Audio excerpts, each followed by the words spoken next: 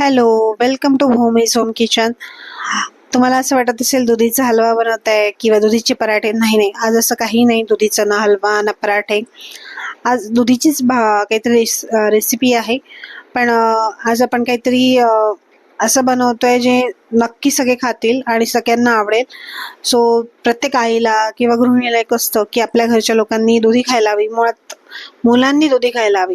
पण मुलांचं असतं की दुधी दुधी म्हटलं की ते पहिले नको, दुधी नको. सो असा सूर तर सगळ्यांचाच लागतो. तर आपण आज त्यात काय, लहान मुलं काय मोठे सुद्धा दुधी म्हटलं की नाक मुरडतं. सो आपण आज दुधीची अशी एक भाजी तुमच्यासोबत शेअर करते. मला असं वाटते बरेच महाराष्ट्रीयन काय की लोकांना ही भाजी माहिती असावी. तर मी अशी भाजी तुमच्यासोबत शेअर करते जी नक्की मोठ्यांपासून लहानांपर्यंत सगळे खातील आणि खाल्ल्यानंतर त्यांना कळणार सुद्धा नाही की ही आपण दुधीची भाजी खातोय. तुम्ही सांगितली तरच कळेल, नाही तर नाही कळणार. सो आपण आता दुधीची भाजी तयार करतोय. तर त्याच्यासाठी 4 ते 5 चमचे मी तेल घेतलंय. थोडं जिरं, मोहरी घाललंय. ती तडतडली की आपण मग त्यात थोडे मसाले घालूया. तर त्यात आपण आता एक बारीक चिरलेला कांदा, बारीक चिरलेला एक टोमॅटो असं घातलेला आहे. तो परतून घेऊया छान. आणि ही भाजी करताना एकच आहे की आपल्याला थोडं तेल हलकंसं जास्त घातलं तरी चालेल.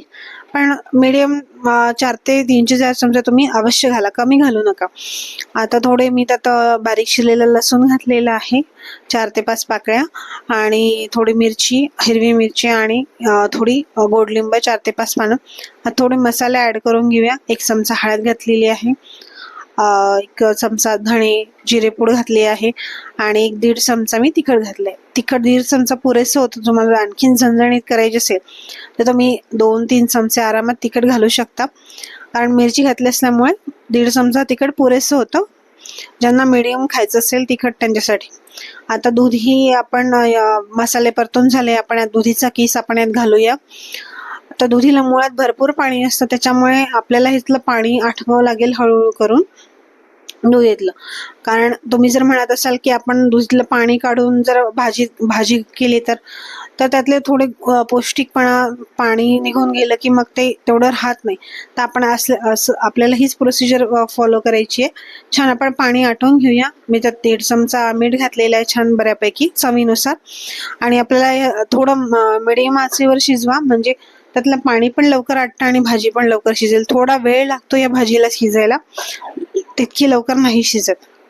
तर तुम्ही बघू शकता हळूहळू त्यातलं पाणी बऱ्यापैकी आटलेलं आहे. असं वाटतं की बऱ्यापैकी पाणी आटलंय, तर आपण त्यात एक अर्धी पाऊण वाटी बेसन घालून घेऊया.